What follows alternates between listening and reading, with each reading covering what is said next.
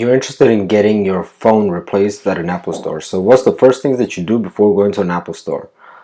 There's actually a few steps. Because the first thing that people do is go to an Apple store and thinking that their phone is just going to get replaced. It all depends on the technician. 9 out of 10 times your phone will not get replaced, and they're going to do software troubleshooting first.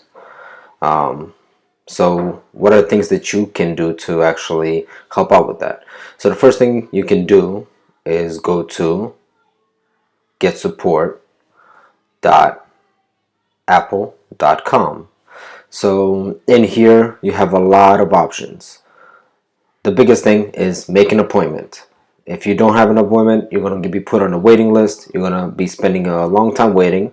Or if you go in at 10 a.m., you might have a better chance of getting assistance. But overall, it does take time at an Apple store. Getting to the Genius Bar is a pain, and everybody knows it. Whatever your issue is, you can select and go from that point on. If you have an iPhone, select your iPhone. And then in here, if it's system, cellular, whatever it is, go through these steps. Now, if you are having software issues, or from what it seems like software issues, the first thing you want to do is an erase and install. Try setting it up as new. You want to talk to that when you actually are going into that appointment, because they're going to want to do a restore and set up as new. And what kind of scenarios would that be part of? So if you look at, let's say your pictures are not loading from iCloud, they're going to want to do a software.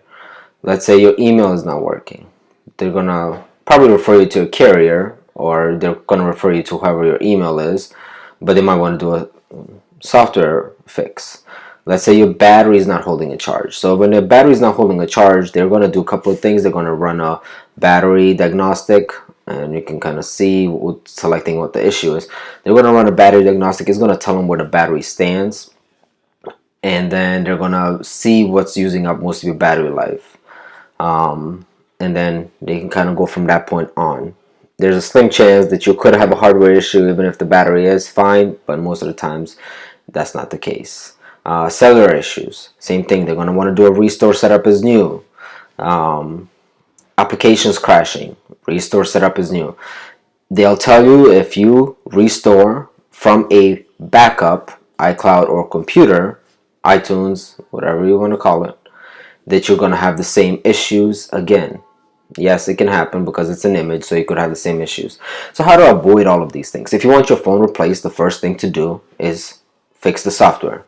Do a restore at home before you make an appointment. And that's fairly easy to do. There's many videos online just how to restore an iPhone. If you go in here and you click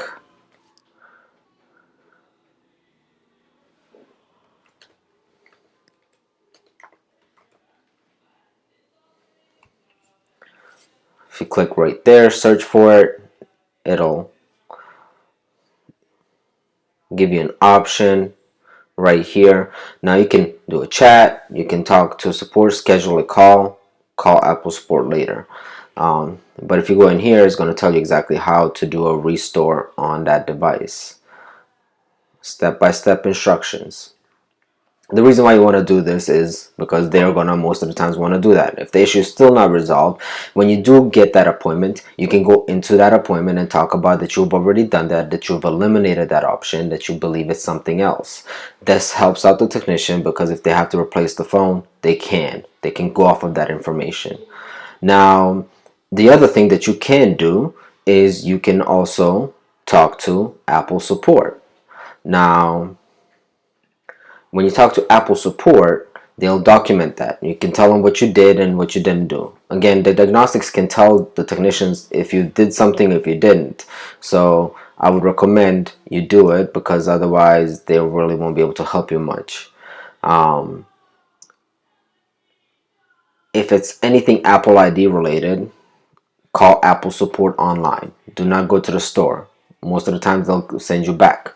If it's Apple Watch related, I would handle this at home. They'll ship you a box and you'll get most of the times a new watch, or they'll repair it. But overall, if you go to an Apple store, they'll have to send it out. As either way, they'll have to send it out. They don't do repairs in the store, and they don't do replacements in the store. Same thing goes for Beats. If you have Beats headphones, make sure you have a receipt, because sometimes the receipts did not save from the older devices. But overall, I would do it over the phone as well, because the line, again, you're going to be waiting in the store. They're going to tell you they just have to send it out. It's going to be a waste of your time. So when it comes to iPads, iPhones, Macs, Apple TVs, so iPads and iPhones, they most of the times can replace in the store, unless something gets flagged and they have to send out an iPhone due to diagnostics.